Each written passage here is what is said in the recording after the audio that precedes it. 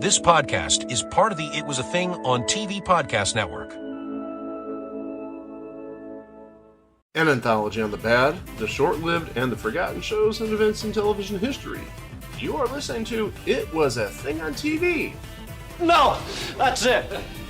I'm not modeling anymore for the two of you. Well, I guess I just have my first taste of the filthy side of this business. Need I remind you, sirs, I am a male model, not a male prostitute. Episode 624, submission 362738. She's With Me. She's With Me was a busted pilot that aired as a one-off on the NBC television network July 19th, 1986. Question for you, Chico. Yes, sir. The episode number 36, 27, 38. Yes, sir. Were there things on your mind when you picked that number? Yes, there was. No, not yes, there was. Yes, there were. There were Yes. things. There were things on your mind. There were things here and down here. Oh my Don't- gosh. I don't want to know. Well, Greg, again, think about what he said. 362738, 36, 27, 38. Greg, also, I think based on this, I'm revoking Chico's privileges at giving episode numbers ever again. He's stuck in the 26, 25, 26, 28 universe. The rest of us, yeah, we could do that, but I think he's abused his privilege with this. Wait, episode numbers? Don't you mean submission numbers? Yes. Hey, that would be great if we had episode number 36, 27, 38. Yeah, we might hit that sometime around, what, about the year 14,000? I think I see a goal there, guys. I hope you guys aren't planning on dying anytime in the next 14 millennia. Just wait until my consciousness gets uploaded to the cloud. Then he'll be like, there Your goes technology. consciousness? Yo, when did this become VR Troopers all of a sudden? Well, I was going to say, when did this turn into Futurama? Are we going to have your head in a jar, sort of like President Nixon? No, that's Wait. my goal. Wait, you mentioned VR Troopers, Chico. If I want to be anybody on VR Troopers, I want to be the dog on VR Troopers. Yes! Hold on, what was the dog's name on VR Troopers? Jeb. Oh, I love Jeb the dog. He got his own credit and everything. And Zeb as Jeb the talking dog. Regardless, I'm still revoking Chico's submission number privileges. Play the theme.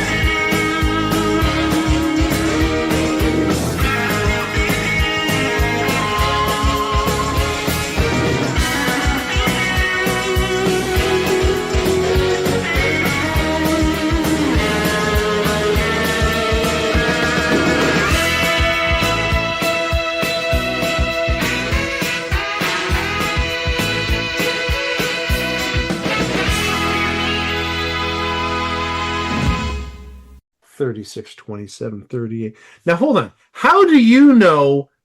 Look at me in my eyes. How do you know those are accurate numbers? I Googled them. Oh, for fuck's sake. You Question don't even withdrawn. know whose measurements those are. Yeah, because those happen to be Kiesla's measurements. Right. No, those are Jerry Hall's measurements, bro. No shit. Oh my gosh. No, I thought they were Kate Moss's measurements. Once again, we have to talk about our good friends Ron Levitt and Michael G. Moy. You know, the people who brought us such gems as It's Your Move and Married with Children. And from Ron Levitt and Michael G. Moy, we get this deep dive into pretty people privilege and how the other half lives. On the one hand, you have Maris McKay, a model who's tall, leggy, blonde, drop dead gorgeous, and also quite sheltered. On the other hand, you have Edie Gruber, who is none of those things. There's no way they could possibly be friends, right? In this pilot, not only are they friends, they're exactly what the other is looking for. You have Edie coming off of a marriage with a guy named Stanley that she wants nothing more than to extract her from her life like a wart. And then Maris, who is coming off of a relationship of her own, seemingly having everything in life handed to her simply because she happens to be one of the hottest models of the 80s. She doesn't have much in the way of friends, whereas Edie is surrounded by a support system. We have her neighbors, her best friend Dalma, real neighborhood apartment types. Okay, so she's got a lot of friends. Yes. Maris does not. Well, that's a shame. It really is. Maris has looks, money, clout. The one thing that she really wants, the one thing she really needs, is friendship. Well, I think everybody has that need. You need to have friends. You need to have some sort of social life. And I understand where she's coming from. She's a model. She's not just a model. She is a high-class model. She is an international model. She may be so busy with her work, she doesn't have the ability to make friends. So just meeting an average Joe, or average Jane in this case, fills that need that she really desperately wants. And now the two of them are going to come together and give each one exactly what they want. Maris is going to get a friend, and Edie's going to have some excitement in her life, provided they pick the pilot up. Let's talk about these two ladies.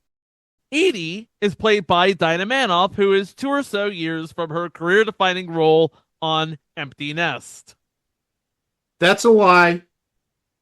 Are we just gonna totally gloss over when she was on Soap? I totally forgot about Soap. That's my mistake. Well, who was she on Soap like?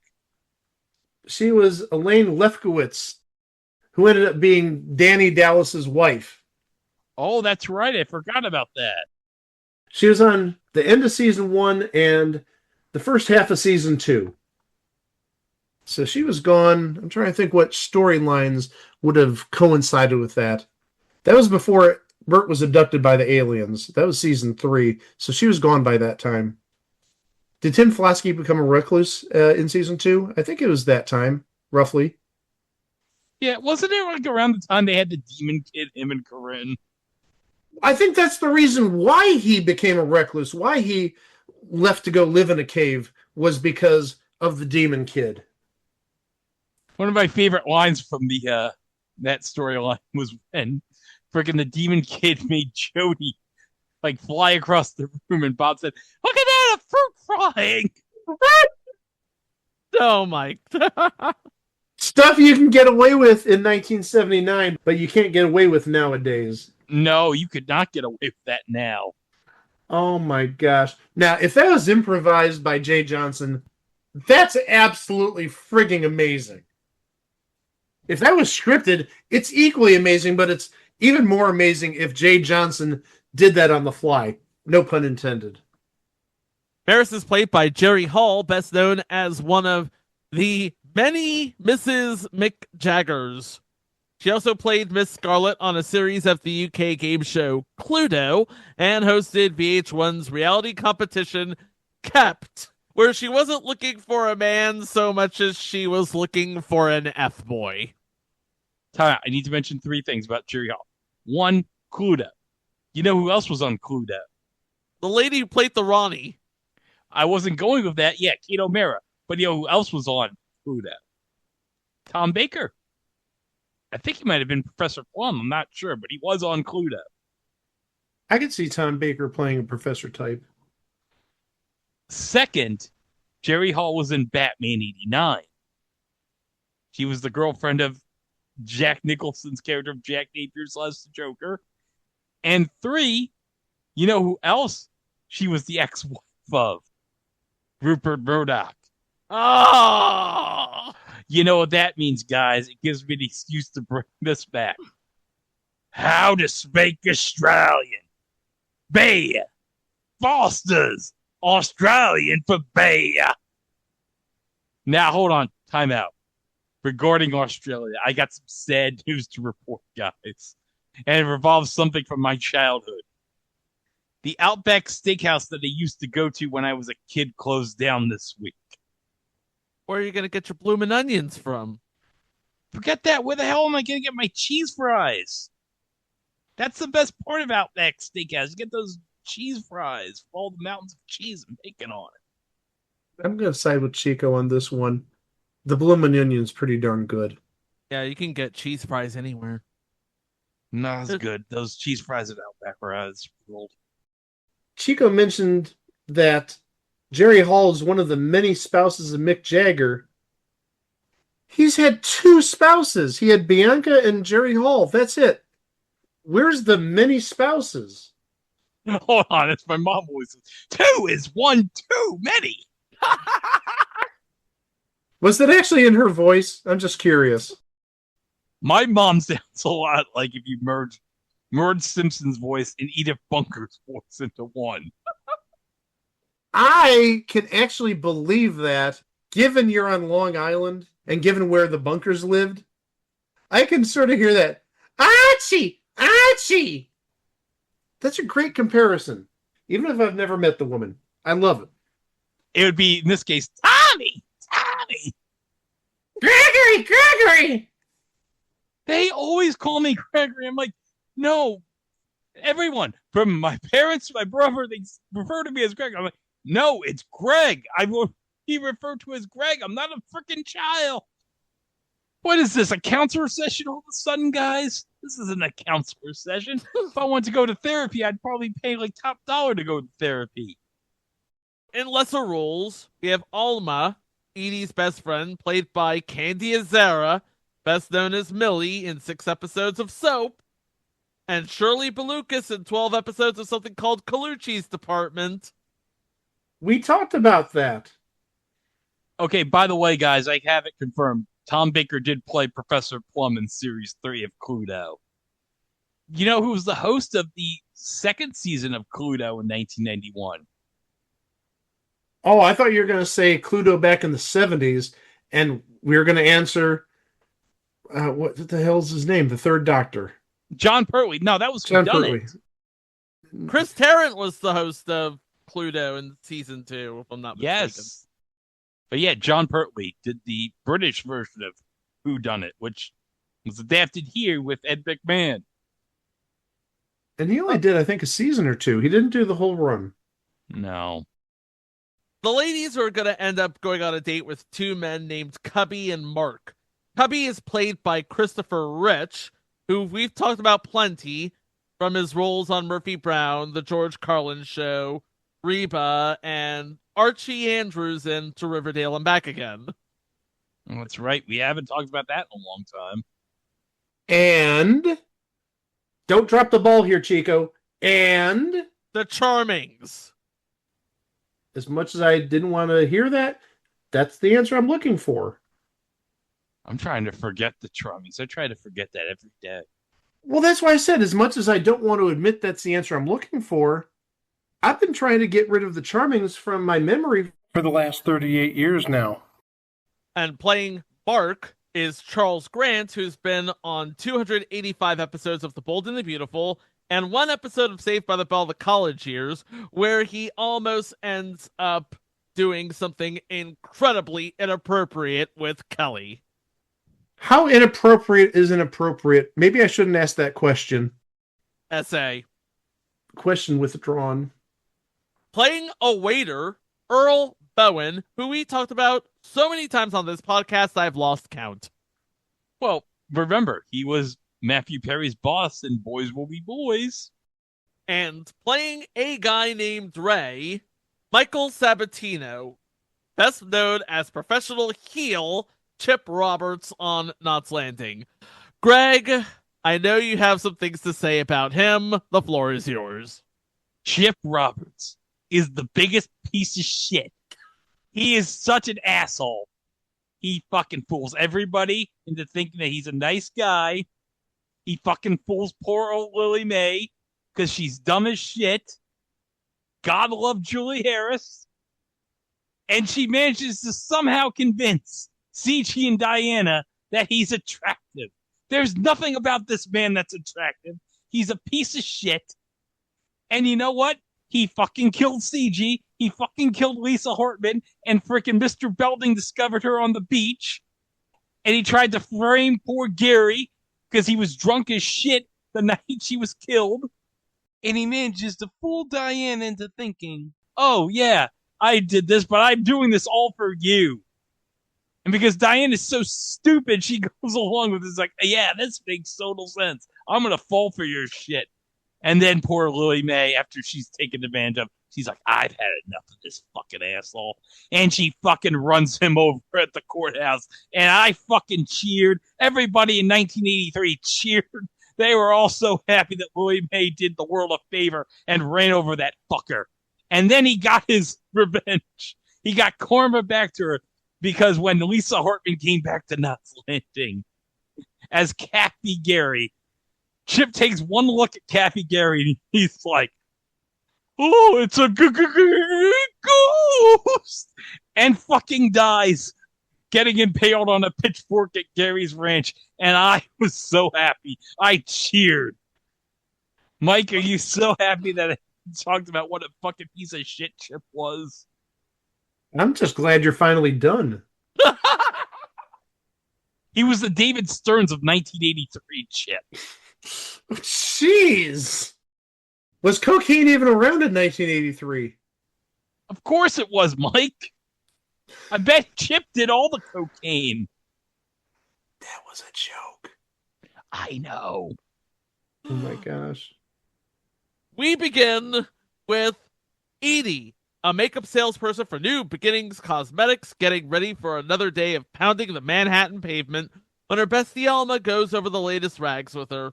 Her daily tiptoeing through the concrete jungle would have her surrender to fate, which takes the form of a Texas model named Maris, who, among her many problems, has a heck of a time gaining weight.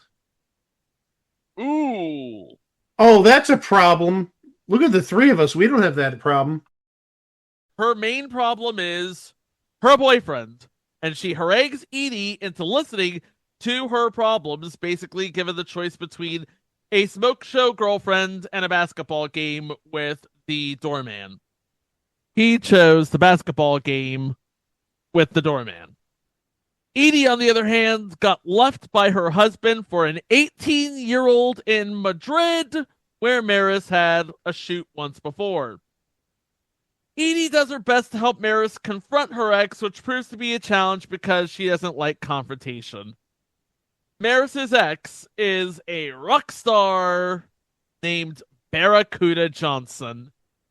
So that night, Edie's friends and neighbors get her dolled up to go see Maris to finally lay it into Cuda, and just when she thinks her luck is about to turn around, she is trapped in an elevator in her building with wet paint, trash, a dog, a cat, and a plumber. So when she comes out of the elevator, she smells of garbage and toilet and dog and cat, and her dress and hosiery are torn up. And also the back of her dress has wet paint on it. Which is just as well because by the time she arrives at Maris's, Cuda doesn't show up. He's in Paris and he'll call when he gets back.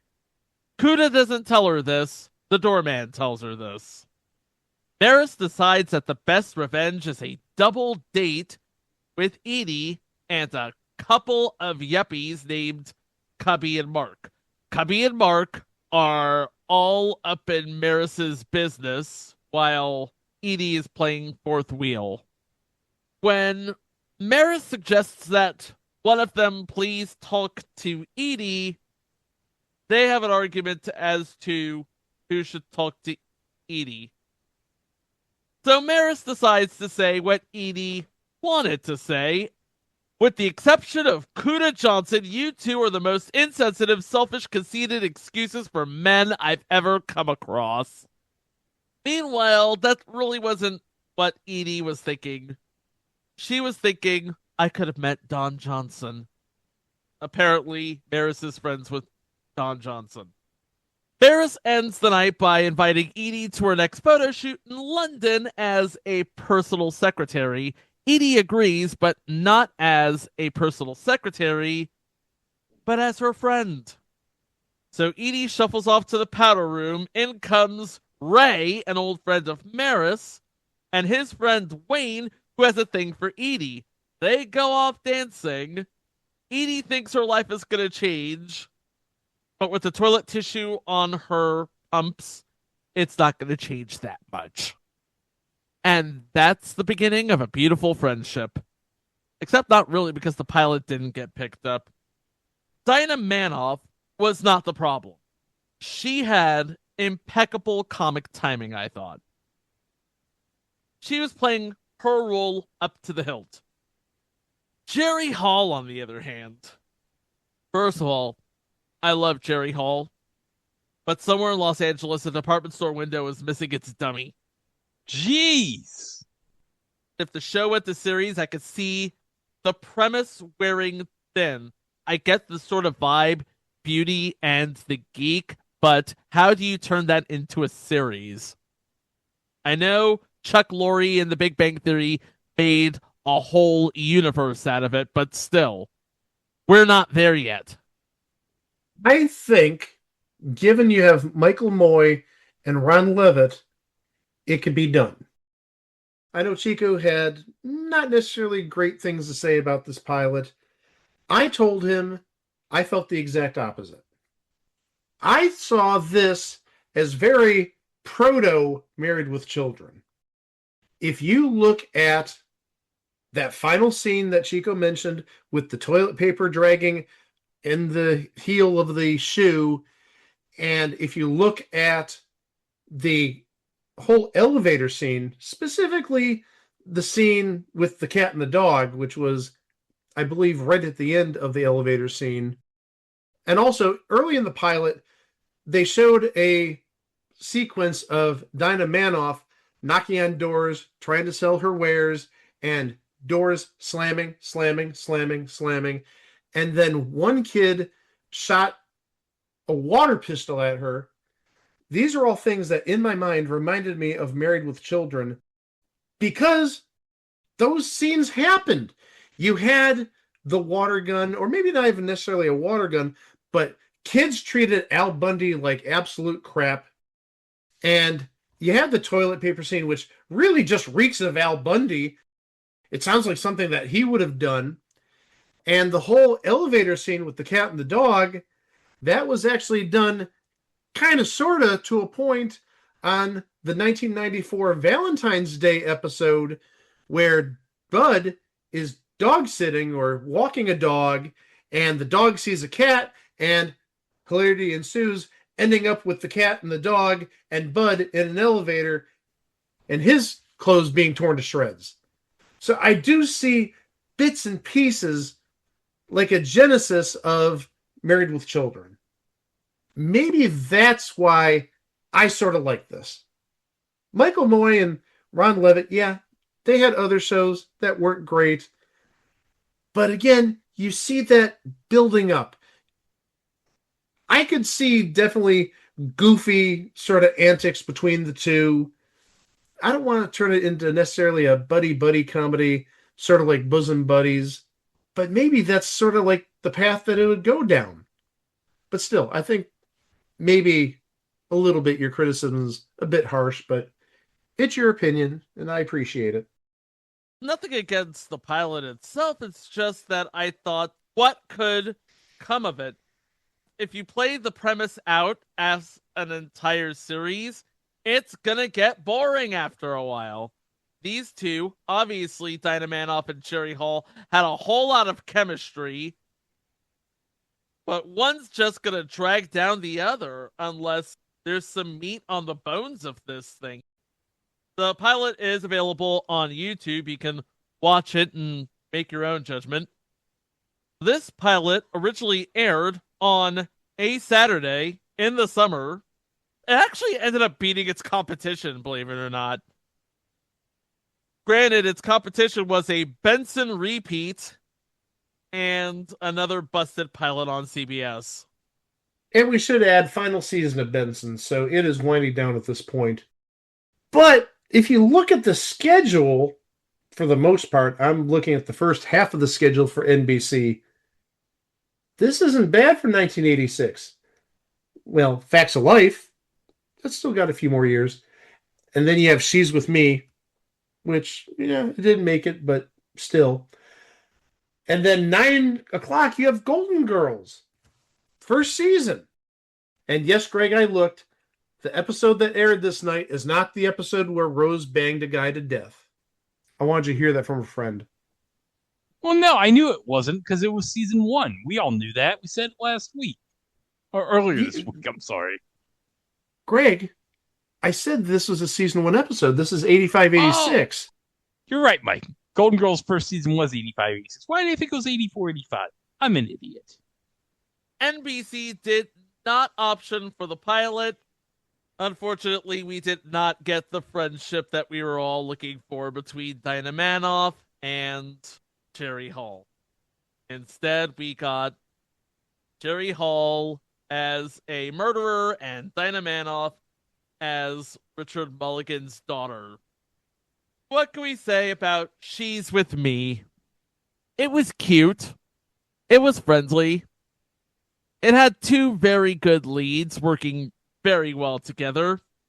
It could have been something, but instead in 1986, it was just a thing on TV. You can find us at our website, itwasathingontv.com, on Facebook at It Was a Thing on TV Podcast, and elsewhere at It Was a Thing on TV. You can find us on any podcast player, and we're also on YouTube, where you can subscribe to our channel to keep up to date with our releases, including what's coming up next time. We're 2/3 the way through Pilot Month. We got 4 more to go, and we're sort of going to do like what we did 3 weeks ago. We're not going to be talking about Gene Rayburn. We're not going to be talking about a certain person in particular. We're going to be talking about everybody's favorite genre of TV shows. And for the first episode next week, we're going to talk about a show that, well, I don't think I've ever told you this, guys. I like pie. You do? Yeah, who doesn't like pie? Well, Mike, now you have something in common with The Rock. He loves pie, too. I'm in good company.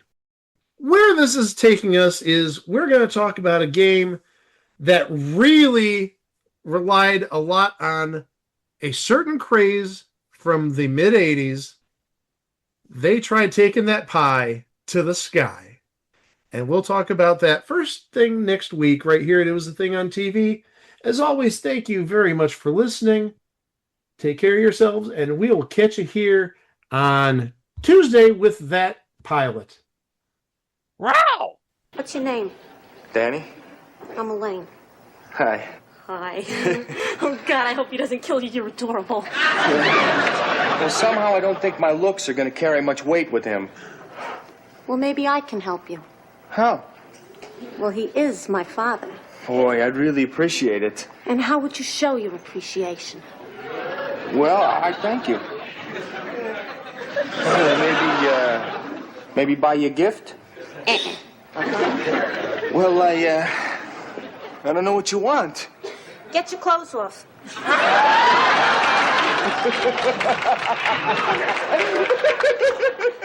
Cute! You got a sense of humor. I said get your clothes off. What, are you serious?